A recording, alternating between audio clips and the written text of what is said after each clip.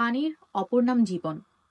কিন্তু এই জীবনকে মানুষ ঠিক কতটা উপভোগ করতে পারে, কতটা এর স্বাদ নিতে পারে তা জানার জন্য আমরা চলে গিয়েছিলাম খুলনা বিভাগের কয়রা উপজেলায়। আমরা দেখার চেষ্টা করেছি উপকূলীয় এলাকার মানুষজন কিভাবে তাদের জীবন দুর্দশায় পরিণত হয়েছে শুধুমাত্র বিশুদ্ধ পানির অভাবে। কয়রা জেলার ৭ ইউনিয়নে ৪০,৫০০ পরিবার রয়েছে, যেখানে ৩ লাখেরও বেশি লোক সংখ্যা। এর মধ্যে শতকরা ৬০% মানুষ সুপেয় পানি থেকে বঞ্চিত।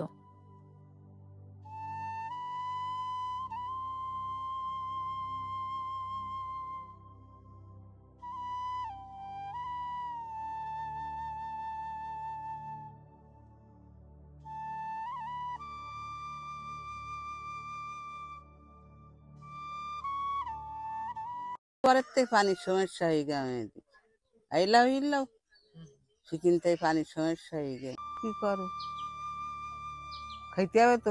সব কিছু সব নাকেল বাঁচা যায়, পানি নাকেল বাঁচা যায় না।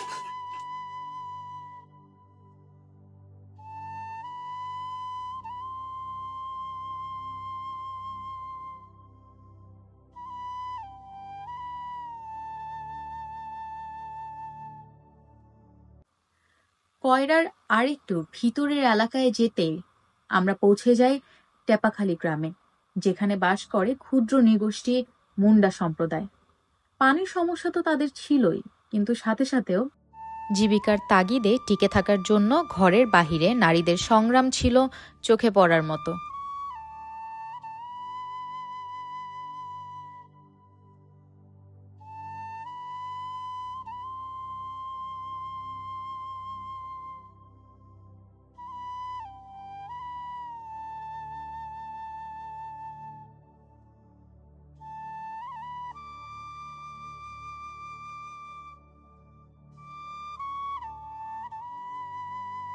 খাবার পানি তো আমাদের সমস্যা বেশি। খাবার পানি ধরেন এই বর্ষার পানি আমরা রাখেছি কিছু ধরে, আর এই যে টিউবওয়েল আছে, কলের পানি কিন্তু মিষ্টি হয় নাই, কোনো সময় হয় না।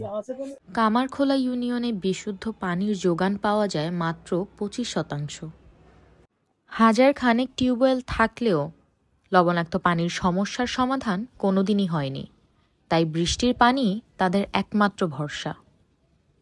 দিনের পর দিন নদীতে পানির লবণাক্ততা আরও বৃদ্ধি পাচ্ছে, হারিয়ে যাচ্ছে মিঠা পানির মাছ।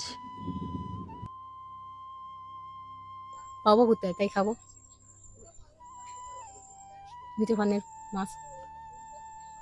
আমাদের একটা বড় মন্দির, দুটো মন্দিরই আছে, তাই সে মন্দিরে একটা বড় পুকুর ছিল, তাও নোনা হয়ে গেছে।